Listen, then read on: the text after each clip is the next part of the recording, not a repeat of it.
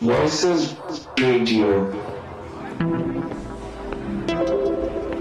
Voices Radio.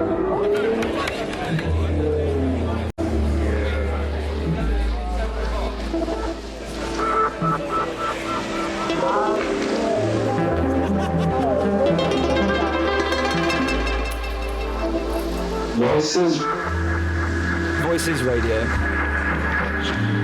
Radio.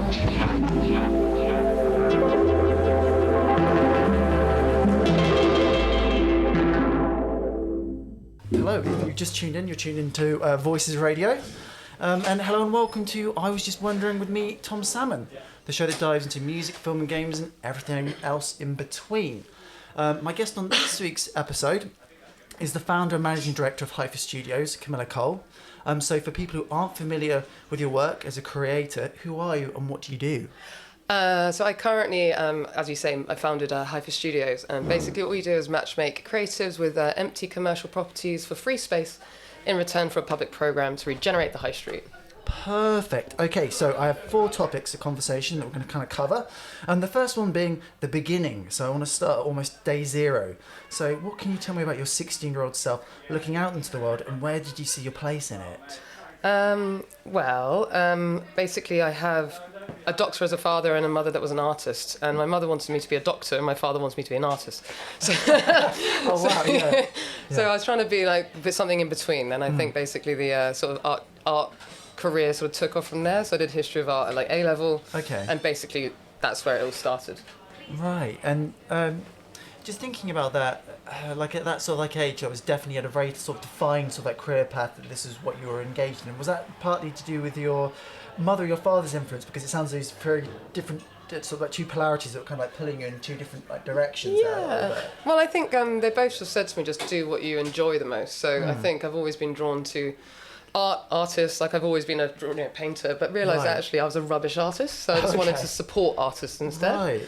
So yes, and also my mum had loads of artistic friends, and so the idea was just to go to the culture industry no matter what. Okay. And then just sort of touching your mum a little bit, what sort of art did she do? Oh, she did very much like figurative, like oil paintings, that sort of thing. She wasn't like a professional artist. But she was just like, there was a big sort of artistic community where we grew up, sort of Brighton. Oh, okay, right, yes, of course. So that was sort of how the sort of interest in the arts came about to begin with. Okay, so just drawing a little bit more detail about that, can you remember as a teenager or young adult being obsessed with a particular band, film or artist which really influenced your direction in life?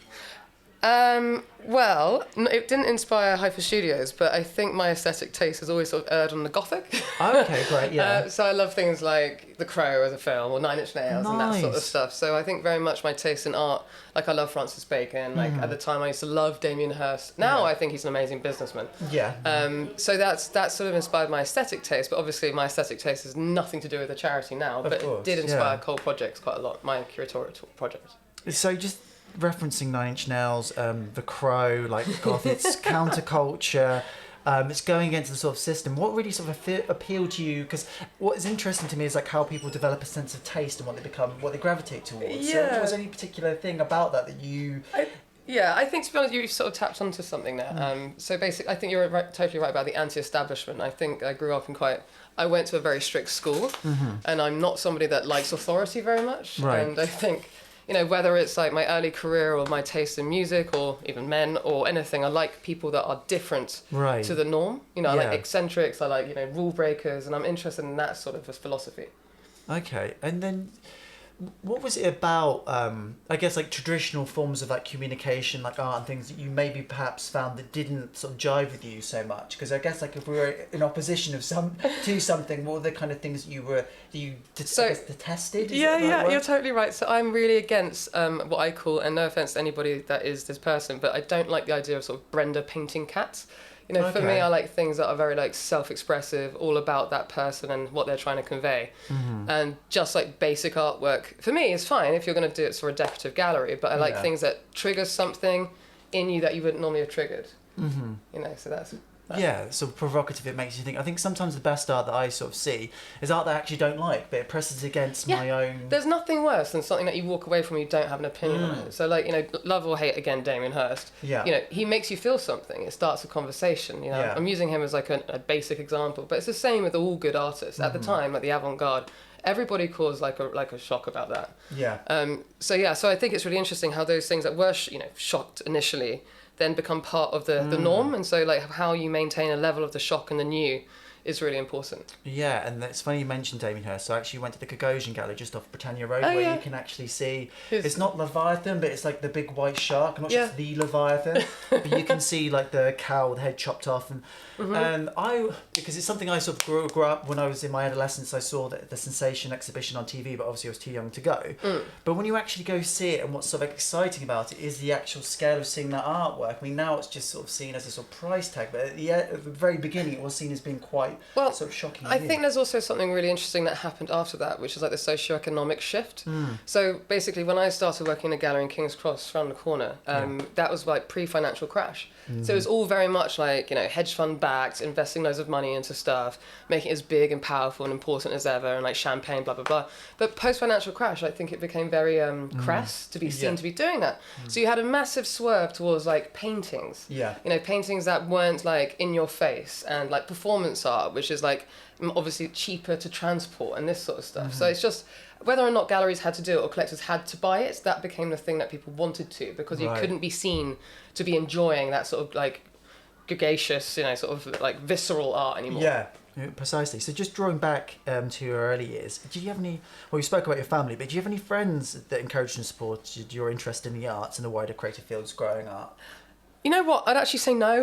Okay, right. I mean, you know, aside from the fact I was quite good at like art as a kid, I mean, you know, you like to, you know, it's good. It's one of those things. If you do a good painting, people do praise you for it, right? So that was the sort of drive. It's like it's good to perform and get something back from your audience. Yeah.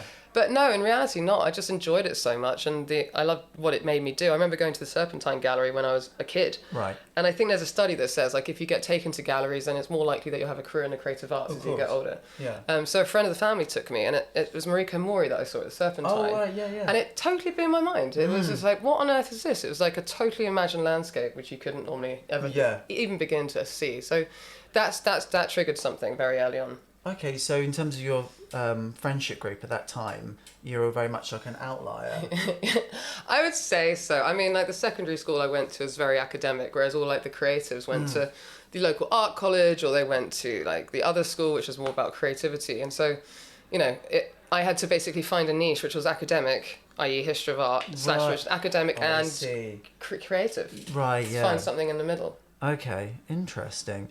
And just going back to this sort of very early years, in terms of like our experience, it's always good to have someone that we can bounce back these eyes back and forth to feel that we're not sort of isolated. I mean, did you have anybody that you could potentially speak to your interest at all? Maybe they weren't artistically inclined, but somebody you could engage with?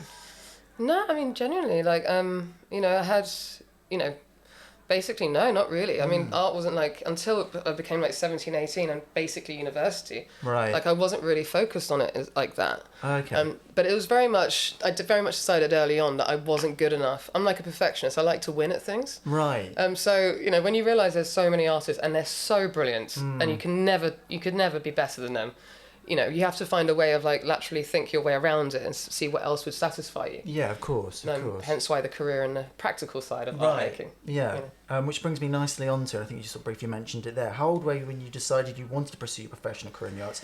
And what kind of people, maybe not sort of friends, but did you see anybody actually working in the industry, male or female, that you thought, oh, that's what I aspire to kind of like be?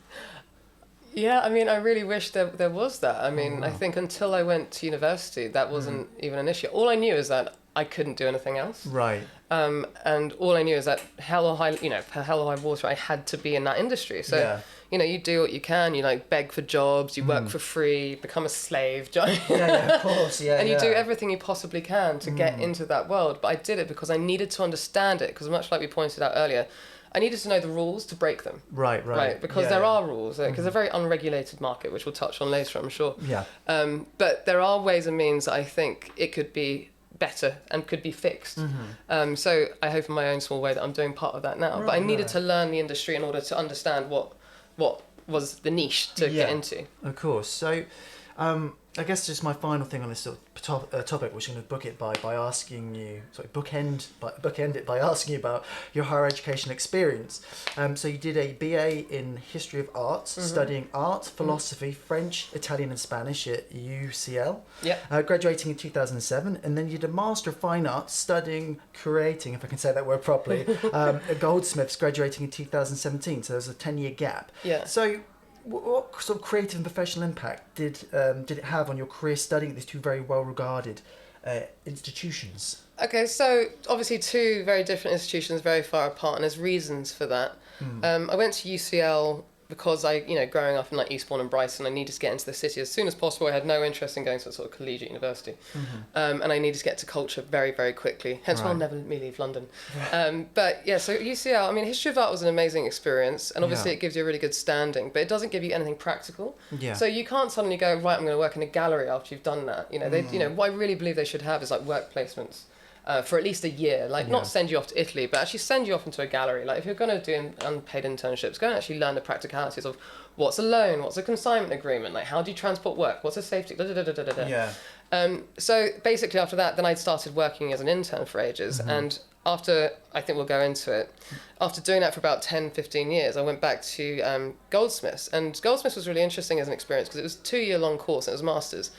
And lots of stuff I learned, but the first thing I learned, I was like a mature student going back, and I realised that the people that I was surrounded by were so insanely brilliant. Like the younger generations are so amazing, and they're so brilliant in so many ways. But also a lot of them never done a show. Right. So you're sitting there with all this practical experience, but but then there's like all these amazing academics, and I was like, I can't compete with academia either. So much like I didn't want to be an artist, I realised I didn't want to be an academic. Okay. So the first thing that Goldsmith said, they were like, you're never going to make any money out of curating, and I was like, right. Well, in that case, I'll do a year of this, and I quit. Right. Okay. And I took that $7,000 that you're meant to have, and I invested it in starting my own company called Projects. Yeah. Oh, great. So just touching on the, because we did touch on it briefly, about the idea of, you just mentioned that university allows you to do work in certain aspects of a particular subject, but not actually gives you the skills that people want at the end of it. Would you say, is there much point, I mean, I guess there is a point to it, but what is the real tangible benefit of going to a prestigious institution like Goldsmiths? Well, Goldsmiths, I mean, don't get me wrong, basically Cole Projects was born from that. Like they taught you to be responsive. And I think the best thing about being like a solo practitioner is that you can look at the zeitgeist and you can do a show about it immediately. Like someone like the Tate would have a whole year in lead-in time. So actually by the time that show comes around, it's not relevant anymore. Right. And so that's why actually the very cool immersive like emerging shows are the most interesting, because they're touching on stuff that's right now. Right. It's not like, it's about practicality things. So it was always in response to stuff, and it made you think about things in a certain way. It's also the network that you get. Right. I know now, from History of Arts, like a Tate curator, this sort of thing, and then now from Goldsmiths I know like a curator in Berlin, and so you do develop a network which stays with you forever, and when you go to like Venice Biennale you see your old friends, that sort of thing. yeah cool. So just moving on to the next topic, the art market. So a bit of a loaded question. In your opinion, what is the biggest misconception about the contemporary art market in 2022? Oh, it's such a broad question, and it's one of my favourite subjects, but I think one of the to take the question really literally, the misconception for me is that people that are outside the art world think that the art world isn't for them. Right. There's always this whole idea of like, oh God, the art. But actually, what you quickly realise once you're in it is actually the key to understanding the art world is just having like belief in your own opinion. Right. So if you like an artwork and you say, great, I like it, but if you think it's rubbish, 100% it's rubbish. Like there's nothing telling you what's right or wrong. And I think this is a lesson that, the general public and people that are not into art need to learn, because it's not, you don't get it. You're not stupid for not understanding it. It's you just need to believe in what you think about it and have that opinion. And do you think part of the problem is like a lot of work now tends to be conceptual? I think conceptual art, I struggle with conceptual art as well. I'm very much, like I said, very visceral, and I like immersive installations and things that basically slap you around the face. But yeah, I think there's an element of that, and I think if it's just boring to look at, which a lot of conceptual stuff can be, then people are going to think, well, why should I even bother reading this thing about it? I don't like reading press releases when I go around art shows. Like I need to feel an interest sparked, and then potentially read the press release. Yeah, precisely. That's what I feel. I think sometimes the most direct art, especially when you walk into, I guess like most recent reference to me, would be the Gagosian Gallery, and you see a shark in a tank, and it's sort of like there. You don't need to read about that because it's real. Yeah. Like there's nothing required. Yeah. So Exactly. I just want to sort of touch on a point as well. It's sort of centralization versus decentralization, and that's something that I've read. In regards to the research in this interview, that you're very keen on decentralising the art market in a way. Yes, I mean absolutely, and I think I know that you've got an interest in like blockchain, and I do think, I mean, we could do a whole hour session on NFTs, and I'm not going to go down that route, but sure. I don't believe right now that they're actually very useful. Yeah. But I think they have potential in the future to be incredibly useful. But the problem is like, how transparent does the art market want to be? Like how much do you actually want every artist to put all their information about every single artwork on it? Yeah. And also, what would that actually do to the art market? Because the whole thing is that everything is fiddled. Yes, it's very true. Everybody like bumps up their prices. Everybody like sort of like, not everybody, but it's common practice, and it's just how you regulate your market. And that's a very important aspect of the art world. So decentralization is super important. I think in terms of like things like Hypha, which is what we'll talk about shortly. Yeah, sure. For me, it's very much about not being the gatekeeper. Like, I think a major problem with the art world is gatekeepers. Right. Like, who's to say that just because you've got millions of pounds and you can afford a space on, in the middle of Mayfair, that you can dictate what somebody should see? And also what the artist gets, because I guess there's this, I watched a documentary about it, I won't go too deep into it, but there's definitely like skullduggery and the sort of dark arts between the gallerist, the artist, and the person who's buying, and you have art advisors and like bidding things up, and then and there's nothing transparent. It's called an art market, but there's the only market I think that I can think of where nothing is transparent whatsoever. You don't actually know how much something's worth. Well, I think it's, again, such a broad subject. And I think Vice did a friend of mine did a video, a film about it recently, about the different things in the art market and the sort of opaqueness of it. Yeah. But I think the gallery system in many ways, when it's done properly, is astonishing. Like, for example, White Cube, or any of the big boys like Gagosian you mentioned earlier. The way they look after their artists is amazing. They almost, they give somebody an artist liaison that predicts the next 5 years of their life. They have a proper career manager. And like all their work is stored and all this stuff. And, they're guaranteed sales and all this stuff. So, when it's done properly, I think you can't beat it. But I think the problem is when it's not done properly, then think about it this way. If you've got 12 artists and they're expected to like pump out these shows every year, and if you've got a gallery in London, you're expecting your new audience for every art show. It doesn't necessarily happen. Right, So that's why I think, things that move about can actually get more interest. Like if there's something random in Woolwich, I'll probably go and check it out. Like I want to see a new part of town, like I want to see new artists. So I do think there are definite things that could be changed in the way that it's currently set up. Or there's room for other models, is what I mean. Of course, yeah. So, just galloping towards the creation of Hypha Studios, you started your career as a sales representative at ArtNet in 2006. What was a typical day's work like there, starting out? So, it really wasn't that glamorous, but basically, it was really good for many reasons, but the main one was I had to have an understanding of all the galleries in the UK. Right. And that meant researching them, finding out what artists they had, what they sold, and basically calling them and saying, please buy advertising on ArtNet. Right. But so that was a very good precursor to doing like press, where you have to just basically cold call people, and it was a horrific experience, but it makes you kind of hardened to sort of like telling people what you want and like maybe offering them something. So that was an invaluable experience for that, but mainly to get an understanding about what the art world was like at that time. And were people kind of skeptical, I should say, because it was called ArtNet in 2006, and I guess like the art world adoption of the internet. Was there quite a lot of resistance to that at the time? I think even now, ArtNet is like one of the things that people always use it for, the auction results. So you're talking about sort of lack of transparency, but the one place where you can actually find out what things were sold for, I mean, that's ArtNet. You can type it in and find out, you can predict how much something's worth, you can value stuff, this, that and the other, artists can put their stuff on it. Doesn't mean that the auction results weren't in some way sort of fiddled with again, but it doesn't mean that, it does mean you've got a ledger of like what things have been going up and down in value for. And I guess like just one thing I would sort of draw attention to, maybe is off-putting, is the sheer amount of the very extreme top end of the art market, which can be could put the general public off, is when you see a work of art that maybe you don't understand, you don't really respond to, sells for hundreds of millions of pounds, and you can think like, why? What is the point? Yeah. Yeah, but often those artists, I mean, often those artists have had a very, very long career, and like they have been supported by the biggest institutions, and their value, at auction might be inflated, but typically there is a reason why they've got there in the first place. Unless you're talking about things like art funds. Now, art funds are like a totally different thing. Oh, okay. And art funds basically can sort of like, I'm not going to go into names and stuff, but you can basically rig a market to a certain extent. You can basically say, right, let's get this artist's career, and then we can just put it into this place or this show, and like basically put up its price by association of being in different galleries or museums, and eventually sell it all off for a certain price, and you can say 5 years later that you've inflated the price by 10 times. So that's one known strategy. But this is one out of many known strategies. Right. So just sort of bringing it back, I guess, to your career. So what fueled your ambition to move from a sales representative all the way to a manager at the Gazelle Art Gallery in 2017? And did you hit any professional glass ceilings along the way? So many. So many. I mean, so many.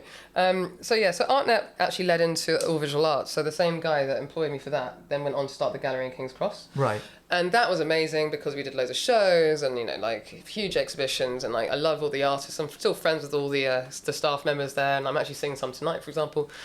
So that was like a bit of a family for about 10 years. Then I went and moved to the Danjuma collection, which was like buying and selling work and putting it into big pop-up shows in central London. And then, then I went back to Gazelle Art House and then moved on from there to do curating by myself. But the glass ceilings, loads. Yeah. One, there's an expression called gallerina. Have you heard this? No, I've not, no. So gallerinas, are typically like coyote uglies. Like if you go to Gagosian or go to these big galleries, they're just very, very hot, very wealthy women that are sitting at the desks. Oh, okay, right, yeah, That's what a gallerina is, right? So basically, if you're not that hot, if you're not that rich, if you are getting old, loads of ceilings. Oh, wow. Yeah, really? yeah, that's an actual terminology. That's something I'd never even thought about or come into contact with. Yeah, wow. But I mean, also there's a certain point where it's like, unless you have a vast amount of money, which is why I went and did curating by myself. Right. Because I was like, you can't, unless you have a vast amount of money or you're exceptional, and there are people that make it work, like, Casta Gallery, etc., they're amazing. Then how do you then have your own gallery? Right. And how so many galleries close every single year because they just can't sustain it. Right. Not that much art is actually bought. Yeah. And it's a fallacy. And then what do? You store it, and that's expensive. So obviously the only place you can get galleries are in the outskirts. But then how are the collectors going to go there? So you then, so there are many, many obstacles. So which is why I had to laterally think around the common practice. Okay. And just think about sort of glass ceilings. Was there a particular instance when you were going for a particular position somewhere where you just knew, again, like not knowing naming names or like libeling or whatever, like I don't want to, caught too much controversy with this sort of question, but I'm sort of interested with a specific thing where you could know if there's something you really wanted and you were qualified for it, but you just knew that you weren't going to get it, or that particular position wouldn't go to someone in your position. Well, I mean, it's very difficult to compete with people that can wear like Manolo Blancs to the gallery. Right. I wear shoes from Primark. Do you know what I mean? Like so. Right. So I think there's, because obviously if you're buying a very, very expensive work of art, everything associated with it, the whole experience is about value culture. Of course. So you need to be assured that that gallery can pay that person that amount to be in that space. And of course they can afford those amazing shoes because of course, So there is an element where I think, and this might just be my paranoia, but, I am a bit too scruffy. I don't tend to dress up, and this has always been an issue for me, which is why I'm like to be behind the scenes. Yeah, I mean it makes sense in the sense of like association. If you're buying like a really expensive like artwork, you want the whole experience to be like luxurious. It's not necessarily based on like merit or the person's knowledge of the particular. Don't get me wrong. I mean, don't get me wrong. There are the other thing about it is that all these people, because it's such a competitive industry to get a job. Like the amount of people that want to be in the job, the amount of graduates there are, which we'll go into, that can't get a position. That's because these people are brilliant. Not only are they beautiful, but they are insanely talented. They're insanely smart. They've probably got about 4 PhDs and probably still a gallery assistant. Yeah. What I mean? Like it's an insanely competitive industry, and also there's not much money in it. Right. Like you're not going to get paid 50 grand. Right. You'll never get. I've never been paid more than like 35k in my entire career. Right. Okay. Just to sort of finish up with this sort of subject. just give me maybe like one or two advantages and drawbacks for a contemporary artist selling their work in the private gallery system. Advantages, Yeah. you are part of a network, and I think this is something that's really valuable. It's like you need to know like where your artwork is positioned. You need other people to see it. By having a gallery representation, you've got the right people coming down. You probably have journalists to your work. You'll get a fan base. You know, that's super vital. You'll also understand the value of your work, and you know all of that is really, really important. The disadvantages are things like when you sell an artwork at certain galleries, you have to give 50% of your profits away. Right, okay. And so if you don't make very much, that takes away a lot of your profits. But at the same time, the gallery is having to pay for the storage, electricity, the curation, the staff, and da-da-da-da. So, you know, there are lots of disadvantages. And perhaps, you know, you don't necessarily want to have to make work to a deadline. Right. You know, if you're a creative practitioner and you're going through a slump, but you've got a show coming up, what do you do? Do you then make a bad body of work because you have a show coming up and you're not happy with it, and then everybody falls out? Like, this happens all the time. You know.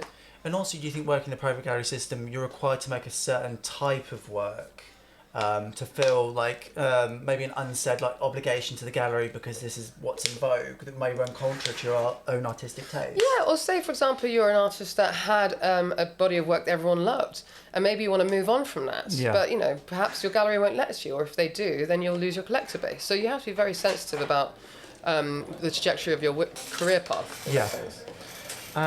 So just sort of moving on, we've touched on it, but we'll go into a bit more sort of detail about it. So I guess I'm just sort of reiterating what we've sort of spoke about, but what was that point where you really decided to leave the mainstream gallery system and start Cole projects in 2017 and exhibit emerging artists and establishing artists in abandoned spaces? And I guess, like, where did that idea come from, that these abandoned spaces, when did that lightning sort of strike for you? When was that moment you saw, like, this is something I want to get into? I mean, it wasn't a new idea in the sense that, like, I've been to artist studios. We had an artist that had a huge space on, like, Euston Road before it got developed. And he made these enormous canvases. And I was always really fascinated by art that wasn't in galleries. Like, I don't know about you, but, like, if you go into an art, even a church with some really cool installation, or, like, a cinema or something, like, way more interesting to me than and how the artist responds to it than just a white cube. Yeah. You know, not all the time, but most of the time. And so the idea of pop-up shows wasn't novel. But the idea of, like, doing it myself, basically it came about because when I left Goldsmiths, I was like, right, I want to do my own thing. I want to show artists. I want to do shows, but I don't have a space. Yeah. You know, so then I was like, well, I'll do pop-up shows. And that is a much easier way because you don't have the constant management. Yeah. You know, if you're managing a gallery, your whole time is like managing the gallery. You're not actually able to do the creative part of it. And also the other thing that Goldsmith showed me is that there were so many amazing artists. Yeah. You know, that, like, graduate shows, oh my God, you go around there and you've got all these brilliant new ideas, like amazing talents that have never been seen, and all they're begging for is, like, somewhere to be seen. So giving them a platform from the very beginning, you never know who you're going to be supporting in the future. Yeah, precisely. Was there much resistance to you going out and doing this? Because you seem, from what I can understand, you seem very sort of headstrong, very determined, flying in probably like a massive sort of headwind. But when you decided to set out and do this, I guess, like, what were the first sort of barriers or I guess, like, bottlenecks did you encounter when you first, like from day one? What was the first sort of bottleneck you encountered? You know, I think, if I'm honest with you, I mean, there's not going to be any obstacles to me because I'm not a threat to anybody. Like, you know, I'm basically, all I'm doing is giving people a free space to show their work. Yeah. So, you know, I don't think there was any sort of, you know, the opposite actually happened. I think if you go out and do something by yourself, as you probably are aware, like, it's amazing how much people are supportive. You know, all of my friends came and supported me every time I did a show. Like, and I think that is how that network gets built. And, like, if anybody's thinking about doing something and they're scared to, just do it. Right, and then I just wanted to jump into some of the shows that you've done, which I've written down in my scraggly handwriting here. So We Sing the Body Electric was one, Visual Tonic was another, and then Rituals for a New Regime, and then there was Earth Eaters. So between that sort of collective body of work that you did with Cole Projects, is there anyone that sort of stands out there for you in particular? Well, they all responded to different things. Like I said earlier, like, as a solo practitioner, you can respond really quickly. So Ritual for a New Regime was because I was given, I was allowed to do an exhibition in this MI6 car park, MOD base. Oh, really? Yeah. Oh, wow, yeah. And it was during lockdown. So I was like, well, how do we make this, like, car park into a COVID-free exhibition space? I was like, well, let's just put the huge sculptures outside. Yeah. So we got these enormous sculptures outside, and we got these amazing performers, and they sort of responded to them. And the idea was like, what happens after COVID? Which way is it going to get better? Is it going to become something better or worse, or is it going to be the same? And then we had this amazing article, Rebecca Bellantoni, that basically was against the idea of something being a regime, which is totally correct. Like, why do we want it to go back to normal? So that was a direct response to COVID, and we filmed it, and we did it all online. Yeah. So we filmed it with a gimbal, did it all in a day, and then launched it on like Instagram, and then had like different like times for performance and stuff. So it's about rethinking the exhibition space, and like responding to our current situation, etc. Right, at the time. Yeah, and I guess like the one that I sort of read about, which I was reading an article, we sing the Body Electric.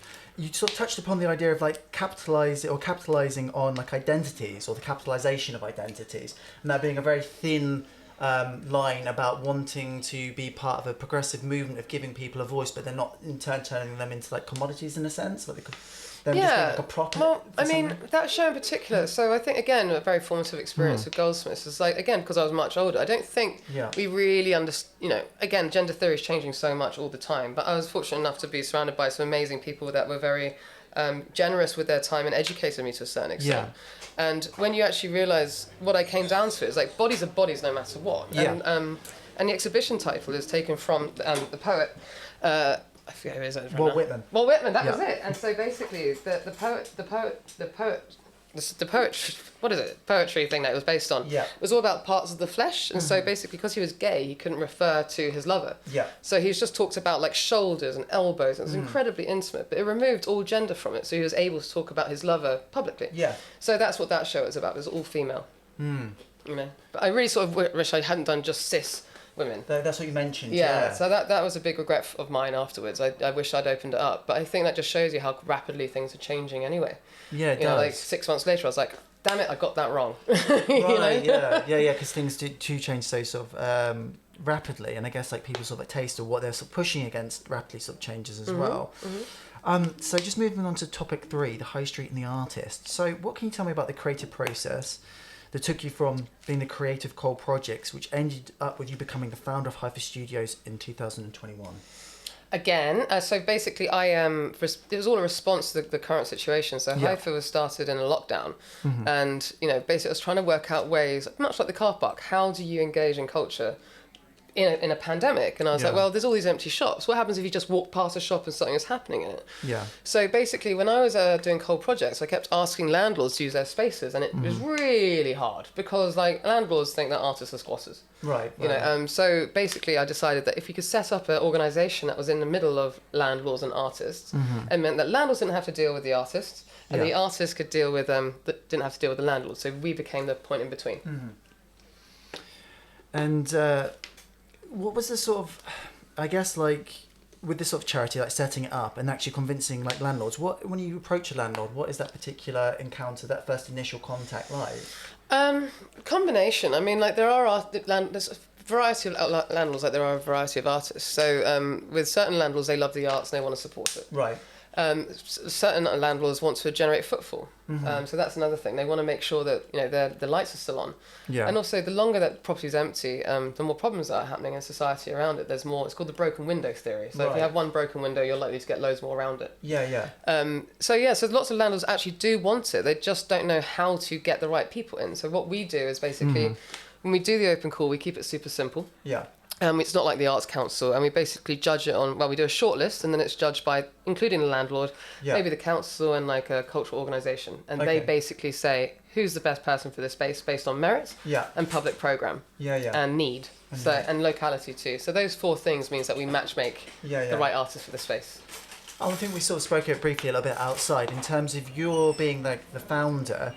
You mentioned that you don't necessarily have much say, did I say, in terms of actually what's put on you trying to take a step back from that? Why is that? Well, I mean, I think it's a bit like what you said earlier about decentralisation. Like, I resent gatekeepers, and it's like actually, as much as curation is about you saying what you think is best and then other people agreeing with you, right? Yes. I think ultimately one person, I often get this wrong. Like, my taste is so extreme. Like I think some people love it, a lot of people hate it, but actually, if you've got a series of people doing it and it's based on the things I mentioned earlier, you actually end up with the right artists. It's a formula. You get the right person, but I don't decide. The trustees decide, and they've got a much more balanced way of looking at the world. And there's multiple ones of them, so they talk it out, they figure it out. So it's not just one type of artist per space. So does that give you a little breathing room? Say, and this is an interesting point I wanted to raise in terms of the works that's shown that somebody put on a really like controversial show that dealt with, I don't know, I'm trying to think, pick a controversial sort of like thing, and there was a huge like blowback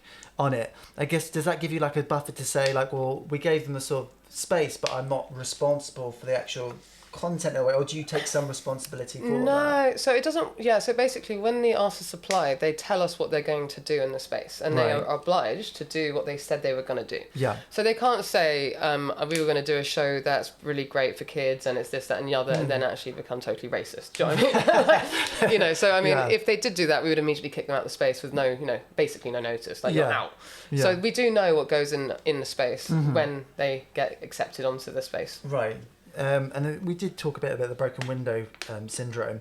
So in the aftermath of like COVID-19 and dominance of like online shopping, and for you, why is the high street so important? Why is it important that we still congregate in these areas as a community? Well, I mean, where else are we doing things face to face? I mean, I think it's a real travesty that, I think, to be honest with you, we've got commercial like shopping wrong for such a long time. Actually, it should be about makers, and it's like, why don't we go and get stuff from people actually making the things, like in independence? Again, not the only way, but it could be more part of the offer. Yeah. Online shopping is so easy, but where can you go and meet somebody? You used to have your local shop, you used to have your own network in your own little village, and a lot of these village shops are now gone because there's the Tories put through the rule of being able to change these shops into housing. Yes. Right. That's it's astonishing that went through. These beautiful shops, like similar to sort of Camden Passage, could be turned into houses. Like who would do that? It's like when people turn pubs into houses. Like no.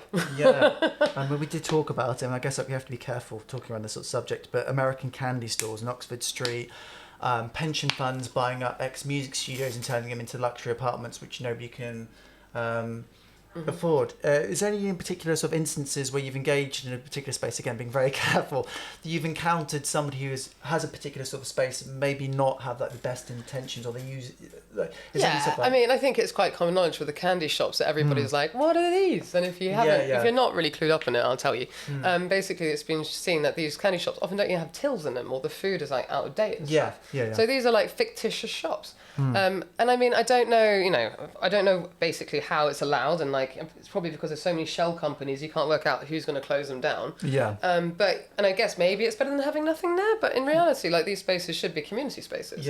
And all they're doing by having these shops in there is basically taking away council tax money. So that's it's not just them. There's loads of people that do the same thing. There's always fronts that are there to sort of whitewash cash, or etc. Right. It's money laundering, all that. Okay, so just taking it from an approach of a landlord, say one that's listening right now, they've got a space in King's Cross, they've got an empty shop, they fill out the online application form on Hypha Studios website, they get selected for a month-long exhibition, or in terms of the process that you've described. What are the actual practical sort of like next steps? What can they expect, like an army of art students on their doorstep with their paints and easels? That's amazing. So basically what happens is that they sign a lease with us, and we do an open call, and the open call is particularly on like Instagram and our website, right? And we sort of social media the hell out of it.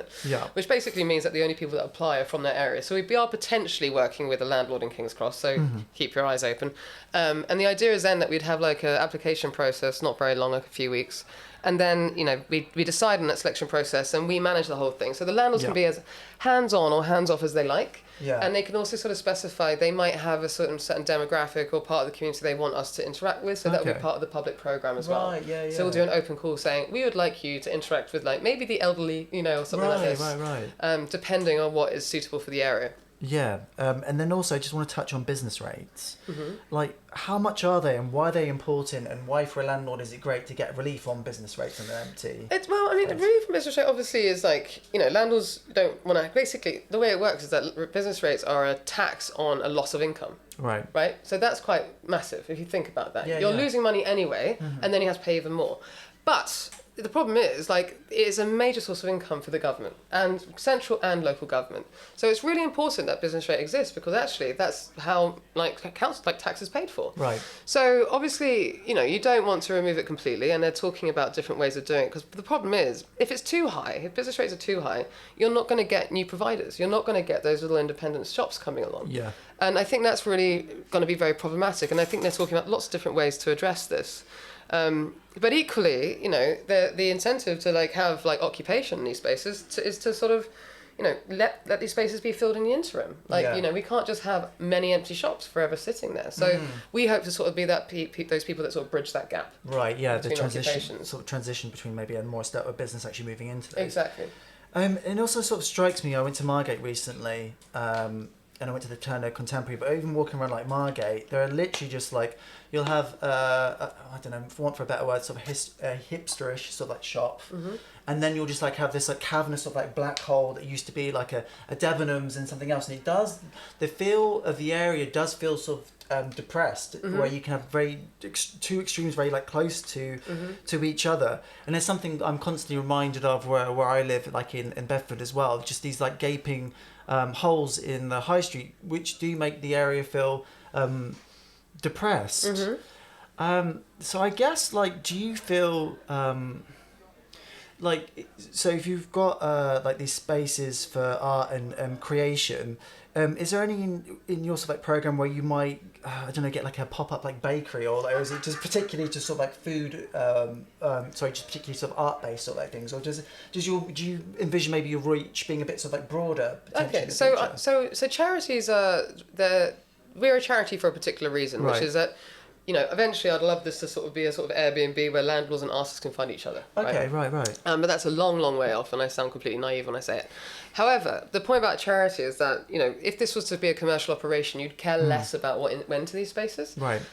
So I think we do that to make sure there's an integrity as to what we're doing, and it's all about community benefit. But charities have purposes. Yeah. And our purposes are particularly the creative arts. So at the moment, unless it was an artist dealing with food, we wouldn't be able to. Okay, yeah. But there are amazing organisations that are doing something similar. So we've got great friends with the RCKA Architects, and they've done this amazing thing called Nourish Hub. Right, okay. And that is where you get to make free food for free. It's free lessons, and the other side is that you get food for free. Yeah. And it's an amazing thing over in West London that they've done. Just before we jump into them, because I've got a question about those, the architecture practice, I just want to just jump into a little bit why it's so important for, like, artists, I should say, like Molly Sedgwick, Paul Hawkins, Claire Packham, to be able to work in these large rent-free creative spaces. And I guess, like, could you point to a particular example where a local community has been enriched from your experience? I mean, obviously they have been, but I'm just thinking of a particular one. Well, I mean, I think a bit like, you know, I was telling you about, like, I was sort of scared to do it by myself, right? Yeah. You know, and I think it's only because one guy in particular was like, look, don't worry, if something goes wrong, the only thing that you've lost is that you'll gain some photographs of it, and that's all you need, that's your start. Yeah. And I think what we're hoping to provide is space to experiment. Yeah. Like, if you have to pay for stuff, you stop doing things. And it's like, actually, creativity at its best is where you're not under pressure, and you're able to think, and you're able to try new ideas out, and innovation comes from that. Right.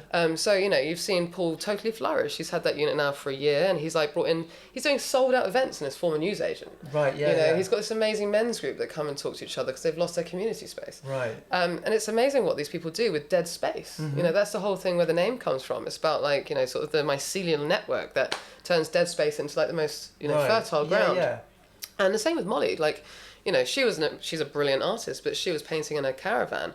And then, like, she did this show in Eastbourne, and now she's got, like, she's constantly having shows. You know, Yeah. she's got an amazing collector base, you know. Like, so I think just having somebody to sort of back you and sort of do what the gallery system does, which is like, we think you're great.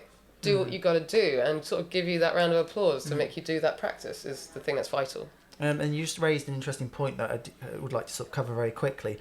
Like, the drawbacks for you, the fear, like the things that could potentially go wrong, that could give you a sense of, like, paralysis from doing something like this.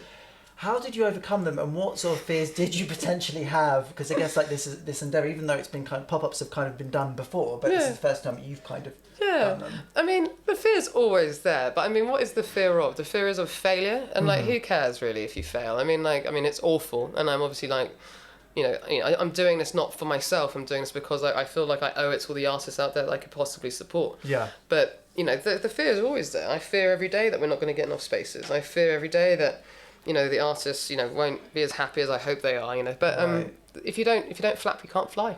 True. Very true.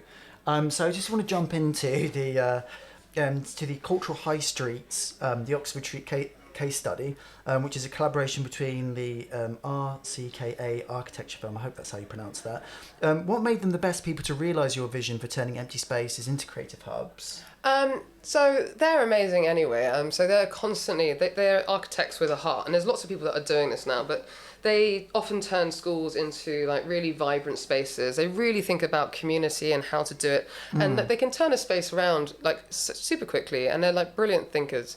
So when we came to them and we showed them the model, we just sort of used the sort of model of like an Oxford Street building, because a lot of these buildings are still empty. And lots of people don't know what to do with them, and it's we can't just turn more and more of these places into flats. Like what are we going to come to central London for? Exactly. Yeah. So we were trying to think of an alternative, and like the model that we came up with was basically get one of those buildings, break it down. Well, how cool would it be if like the HMV building became like a club, like a mega club?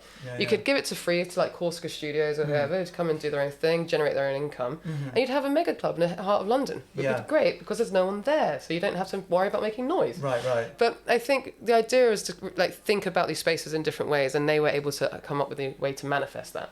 And was that, in that case study, was that the largest sort of space you'd envision having? Because how big can these sort of spaces go? How many people can you occupy? So the way that the model works, like basically it's just me and a couple of like people doing part-time. Yeah. But the model is that anybody that we give the space to is like, they basically work for us while they're in the spaces, and we can like harbour, so to speak. Yeah. Like organisations.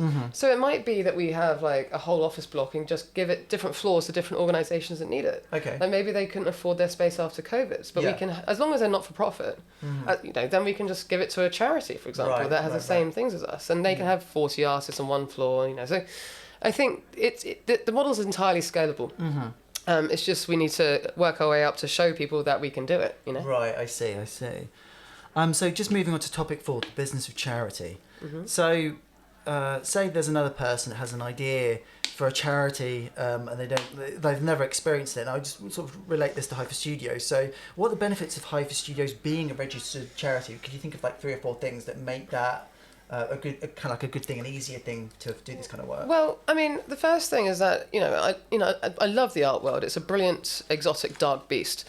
And I think by being a charity and being like super accountable means that landlords and councils can trust us. Yeah. Like we're a charity, so we're incredibly overgoverned. We have so much admin to do. We have to constantly say what we're doing correctly, and it's like, it's a total ball ache if I'm honest. But at the same time, it does make sure that we're doing our job. Right. We are accountable to the public. Yeah. And I think that was really important to me, to be not a for-profit, is to prove that we have the altruistic thing. We are there for the artists to do the right job. Yeah. And does that make it in terms of, because what people tend to forget is like charity is a business. It's owned and run like a business, and I think that's hard people to get their head around. And there are sort of like overheads, and you do have to pay people, and there are things. So in that sense, say taking like Cole projects, that wasn't for profit, but that was like a private endeavour versus the charitable one. Are there sort of like, I guess that there's sort of gift aid, there are things that write-offs, is there sort of stuff on the business end where it makes it a little easier? I mean, absolutely. I mean, this charity it's not even a year old yet. Yeah. So we're very, very young. Like we've just been focusing on getting spaces, putting the artists into spaces and doing that. But now we're looking into all this other side of stuff, which is like fundraising and blah, blah, blah, blah, blah. So we've got some potential really exciting donors that are coming forward, which is great. But yeah, bottom line is that we need to grow. We need to grow fast, because the charity sector, it's amazing, but we're not yet playing in it properly. Right. Yeah, and I imagine it's a very competitive industry to be in. To be honest, like charities, so many different things pulling in so many different directions. Exactly. So I understand that you're looking for more creative professionals to join Hypha Studios as trustees. So what is a trustee, and what do they do? So you're right about charities sort of being like companies. So trustees are basically like your board. Yeah. They're the people you're accountable to.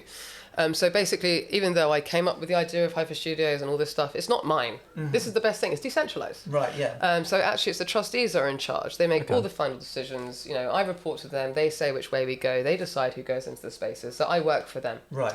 And that's what these guys do. And so, like, we are looking for more trustees, whether it's like landlords or whether it's people with property experience, or maybe it's like charity sector experience, or maybe it's just like art museums, whatever it might be. Right. So, because they help the organisation flourish. Yeah. They are entrusted with us.